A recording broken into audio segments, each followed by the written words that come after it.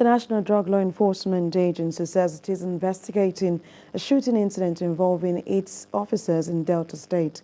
According to a statement by the NDLEA spokesman Femi, a stray bullet hit a young person after operatives of the agency raided a drug joint in Asaba, the Delta State capital.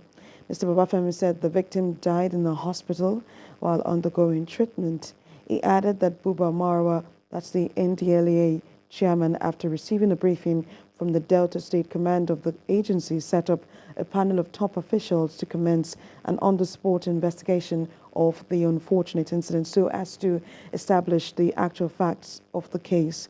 Now, the NDLEA is assuring the family and members of the public that it will get to the root of the case and take necessary actions.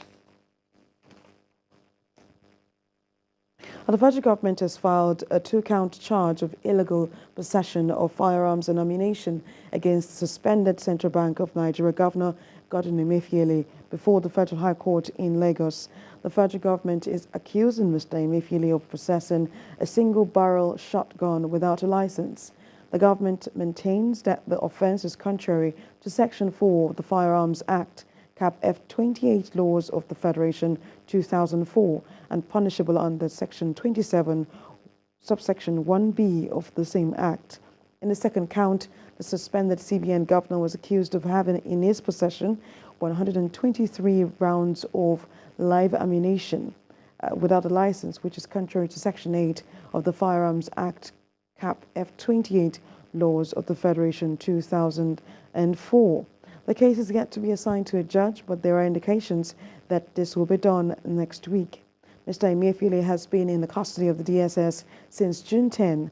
The spokesman for the DSS, Peter Afunaya, has said that it was for investigative reasons. President Bola Tinubu has arrived Kenya, where he will be taking part in the 5th mid-year coordination meeting of the African Union holding in the capital city of Nairobi. As the chairperson of ECOWAS, the Nigerian leader will join heads of state and government, foreign ministers of the AU member states, and high-level dignitaries at the mid-year meeting. The president will present a report on the status of regional integration in ECOWAS, highlighting actions carried out during the period under review by ECOWAS institutions, member states, the private sector, and other stakeholders to deepen integration through trade, free movement of persons, investment promotion, and infrastructure development. The meeting, which is convening under the AU's theme for this year, is tagged Acceleration of African Continental Free Trade Area Implementation. President Tinubu is accompanied by senior government officials, and he is expected back in the country at the conclusion of the meeting. The Adamawa State Governor Ahmadu Fintiri has commended former President Muhammadu Buhari for laying a good foundation for the nation's development through policies and programs that have impact on the lives of Nigerians. Speaking at the Thanksgiving service in Yola in celebration of the successful tenure of Boss Mustafa as the Secretary to the Government of the Federation, Governor Fintiri said that Mr. Mustafa will be remembered for his contribution to the nation's development. He explains that Boss Mustafa's tenure as the SGF has been a testament of his unwavering dedication, exceptional leadership, and remarkable vision. Boss Mustafa's tenure as the SGF has been a testament to his unwavering dedication, exceptional leadership, and remarkable vision throughout his tenure. He has worked tirelessly to ensure the smooth functioning the government and the effective coordination of the virus out. Under his guidance, we have witnessed significant strides in the implementations of policies and programs that have had a profound impact on the lives of Nigerians. Admonition to each and every one of us is that we should continue to pray for our nation. We should continue to pray for those that are in authority. Because in the context of official duty, 90% of what you do is an exercise of discretion.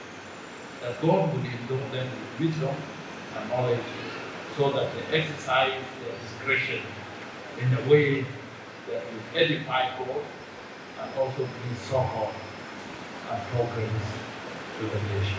Your exit has been gracious and principled. But I want to remind you that as the wind blows, another page opens.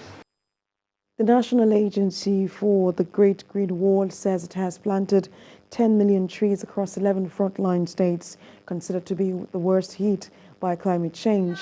The agency also says it has outlined empowerment programs to alleviate the sufferings of women and youths in the affected areas. Director General of the agency, Yusuf Maina Bukar, stated this during tree planting in commemoration of this year's Great Green Wall Day. The trees were planted in the Government House, Gusau State Secretariat, and Ibrahim Gusau Model Primary School. It's a global issue. Even if you are not concerned with climate or climatic environment, I think we have been suffering from menace. The banditry we have been witnessing all has been not limited to environmental climate change. Between the farmers and the poachers and what have you, grazing reserve have been taken away either by desertification or by encroachment of farmers into lands. So I think there is a need for us to have green belt, follow these trees, fortify ourselves against desertification.